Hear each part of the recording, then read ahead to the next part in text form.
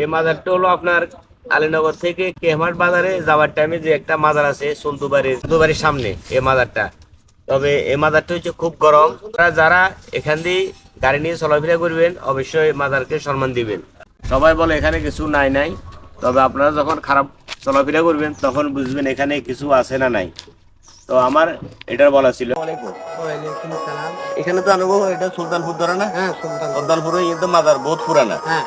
আচ্ছা, এখান থেকে যে মাজারটা আছে মানুষ তো জানেন এখানে আপনার এলাকা এটা মনে করেন মানে আসা যাবাতে কোনো ক্ষয়ক্ষতি হয়েছে কিনা?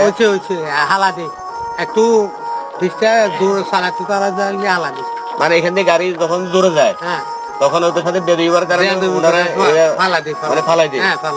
এখান থেকে চলাফেরা করবো মানে গাড়ি চলবো, রিক্সা, অটো, যে কোনো গাড়ি এখান দিয়ে যাওয়ার টাইমে আস্তে চলতে আর সালাম দিয়ে চলতে হবে। সালাম দিয়ে চলতে হবো, ষোলো চলতে চালাতে। আমি শুনলাম এখান দিয়ে নাকি একটা গাড়ি বোধ আগে মানে জোরে যাওয়ার কারণে এভাবে দড়ি মানে ফাতরা ফালা দিচ্ছে। ঠিক আছে, ফালা দিচ্ছে। এটা কি কথা সত্যি? ঠিক আছে।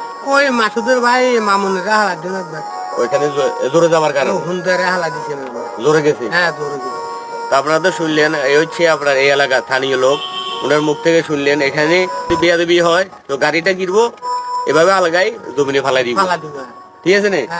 আমার ভিডিও করার উদ্দেশ্য হলো এটা, আপনারা এখানে যাওয়ার টাইমে অবশ্যই সালাম এবং স্লোভাবে যাবেন। এটা আরেকটা হলো সন্দুবাড়ির সামনে যে মাজার আছে, এই দুইটা